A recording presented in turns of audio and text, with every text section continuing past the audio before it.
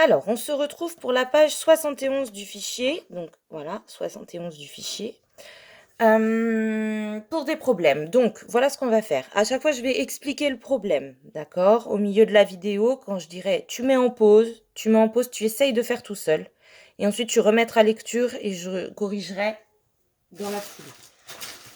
Alors, premier exercice. Nina a 58 billes, Léo en a 74. Combien en ont-ils ensemble? Combien ont-ils de billes ensemble? Donc Nina a 58 billes, Léo en a 74. Combien ont-ils de billes ensemble?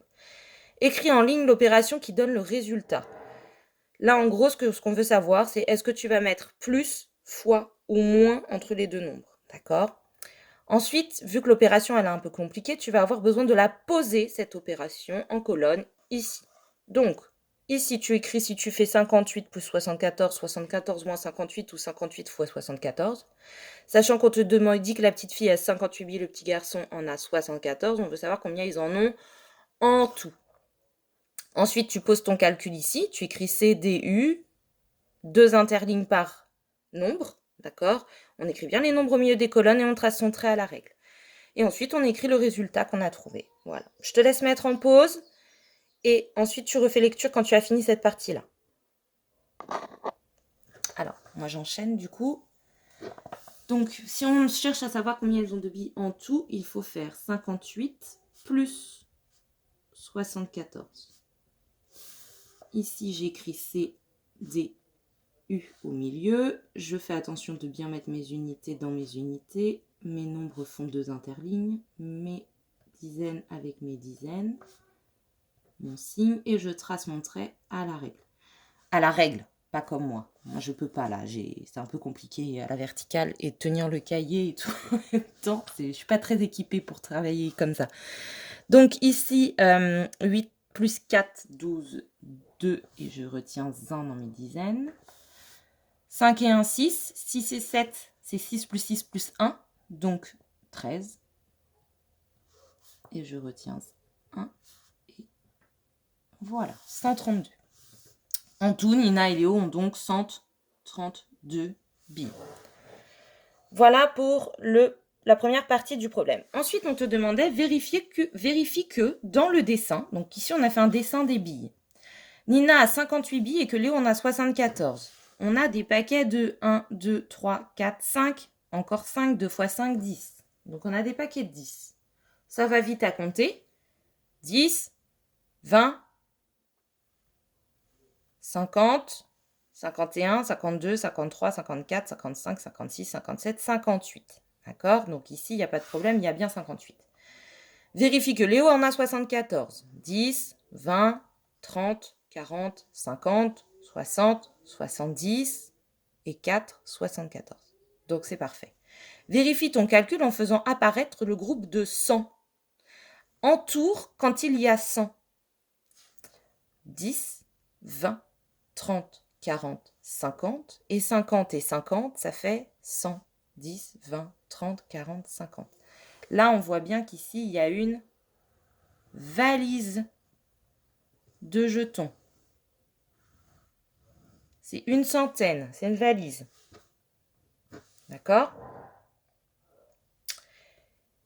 Et le nouveau groupe de 10, donc on a 1, 2, 3. 3 groupes de 10. Donc 30, c'est ce qui va nous faire 100. Ici 30. Et ici 4. 134. Donc c'est que c'est pas bon au-dessus. Qu'est-ce qui s'est passé? Ah oui, les deux qui sont là, il faut qu'ils viennent ici. Ah mince, puis j'ai écrit sur le cahier. Bon, tant pis, je peux pas corriger. Je me suis trompée ici, c'est pas un groupe de 10, c'est un groupe de 8. Les deux qui sont là, il faut les remettre ici pour que ça fasse 30. Là, maintenant, on a 10, 20, 30. Et du coup, ici, on n'en a plus que 2. Voilà. Et donc, du coup, ça fait bien 132. Excusez-moi. Vous voyez, l'erreur est humaine, ça arrive à tout le monde, même au meilleur. Je peux pas effacer parce que j'ai écrit au stylo. Du coup, ça voudrait dire que je refais toute la vidéo et c'est pas du tout pratique. Tant pis. Le principal, c'est de comprendre quand on se trompe. Vous voyez que là, ça n'allait pas. Je trouvais 134 et là, j'avais trouvé 132. Donc, il y avait un problème. Donc là, je m'arrête, puis je réfléchis à pourquoi je trouve pas la même chose en haut et en bas. Et forcément, je vais trouver ma solution. Soit c'est que je me suis trompée dans 8 plus 4, ça faisait pas 12. Soit c'est que je me suis trompée en entourant mes dizaines. D'accord? Bref, 132. Donc, on a bon dans notre calcul. Ici, problème suivant. Alors, je sais pas, il faut que j'arrive à centrer en même temps. J'espère que je bouge pas trop. Nina a 58 billes et Léo en a toujours 74. On te demande combien Léo a-t-il de billes de plus que Nina. On voit bien que Léo, il en a plus que Nina. Mais ce qu'on veut savoir, c'est combien il en a de plus. Du coup, si on cherche à savoir combien il en a de plus, je te donne un indice, on cherche la différence entre les deux. Et là, quand on avait parlé de différence, on sait qu'il y avait un signe qui allait avec la différence. D'accord? Là, on ne cherche pas à savoir ce qu'ils ont pareil, on cherche à savoir ce qu'il y a en plus chez Léo. Donc la différence entre les deux. Écris sur la ligne l'opération, donne le résultat et pose l'opération ici. Donc, tu mets en pause, je te laisse faire ton opération et écrire ton résultat. Voilà, donc moi, de mon côté, j'enchaîne. Je vais essayer de tenir le cahier en même temps. Donc ici, on a, attention de bien mettre le plus grand nombre moins le plus petit nombre. Donc c'est 74 moins 58 et non pas 58 moins 74, ce qui n'est pas possible. Je suis sûre qu'il y en a beaucoup d'entre vous qui vont faire la faute. Attention, d'accord? 74 moins 58. Et ici, on y va. On a 74 moins 58. On trace son trait à la règle. Et on fait sa soustraction. 4 moins 8, j'ai pas assez d'unités, je peux pas. Donc, je vais aller dans ma dizaine. Il va m'en rester 6 et je vais en mettre une de plus. 10 unités ici. 14 moins 8, je peux. Ça fait 6. 6 moins 5, je peux. Ça fait 1. Autrement dit, Léo a 16 billes de plus que Nina. Voilà. On continue, vérifie que le dessin de Nina a 58 billes, Léo 74. Donc on a déjà vérifié au-dessus, c'est bon. Vérifie que ton calcul en entourant la différence. Si j'entoure la différence, j'entoure, je vais pas me faire avoir 2 fois. Ça, c'est ce qui est pareil. Et ça, c'est la différence. On a donc 10 plus 2 plus 4 et ça fait 16. D'accord? On continue. Chez le boulanger, une sucette coûte... Vous voyez pas, je suis pas cadrée. Chez le boulanger, une sucette coûte 13 centimes. Madame Diallo achète 10 sucettes. Donc, on vous a dessiné les 10 sucettes. 1, 2, 3, 4, 5, 6, 7, 8, 9, 10. Et en dessous, on vous a mis l'argent pour chaque sucette. D'accord? On vous a fait un dessin. Combien doit-elle payer?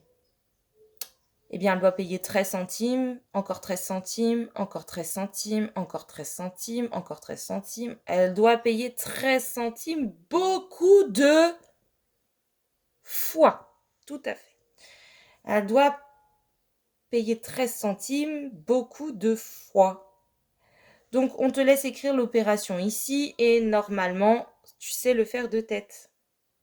Il y a 10 sucettes, donc on a 13 centimes, autant de fois qu'on a de sucettes.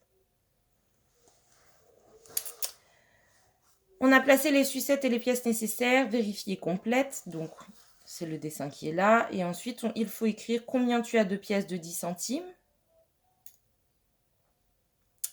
combien tu as de pièces de 2 centimes, combien tu as de pièces de 1 centime, combien ça fait de centimes ou d'euros et combien ça fait au total. Je te laisse faire pause et après tu pourras remettre. Alors effectivement, j'ai quand même donné des indices. Il fallait faire 10 fois 13 centimes. D'accord? 10 fois 13 centimes. Ce qui nous faisait 10 fois 13, on doit le connaître par cœur.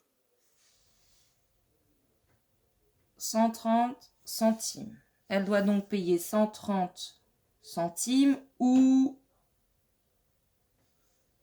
1,30 €, puisque je rappelle que 100 centimes, c'est égal à 1 euro. Dans 130 centimes, je prends le 100, je fais 1 euro, il me reste 30 centimes.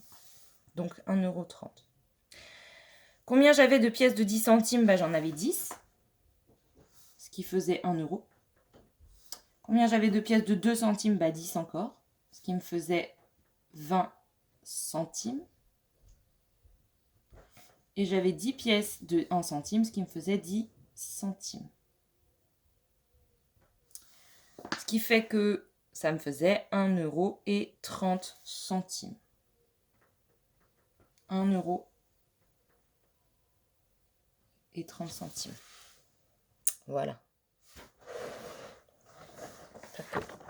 Vous arrivez quand même à voir. C'est compliqué pour moi d'écrire en même temps et de...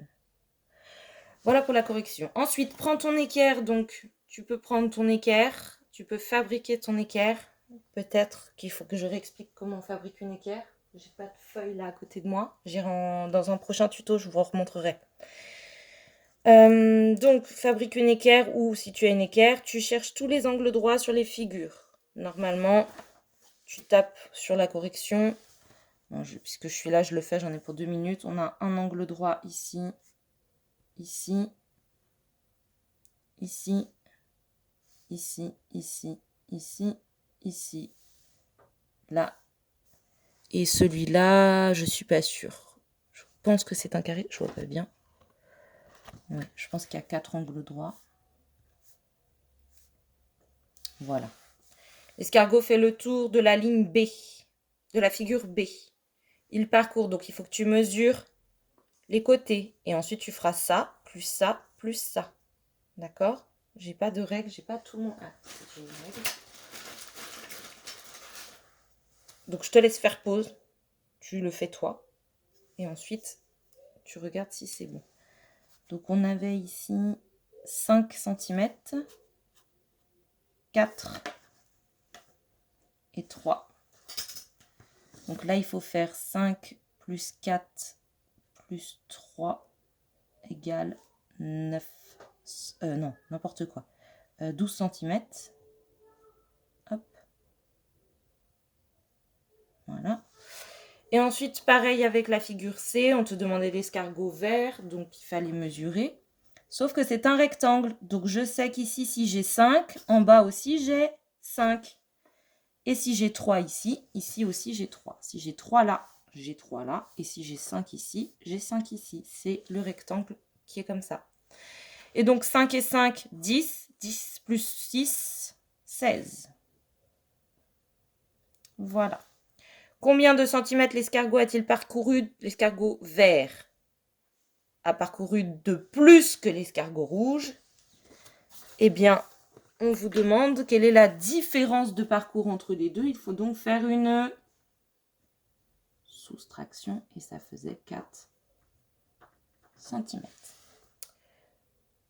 de plus pour l'escargot vert. Voilà. J'essaye de ne pas faire des vidéos trop longues parce qu'après j'ai peur que je puisse pas les mettre sur YouTube. Donc je m'arrête et puis je fais la suite sur une autre vidéo. En tout cas, la page 71, elle est finie. J'espère que ça vous aura aidé.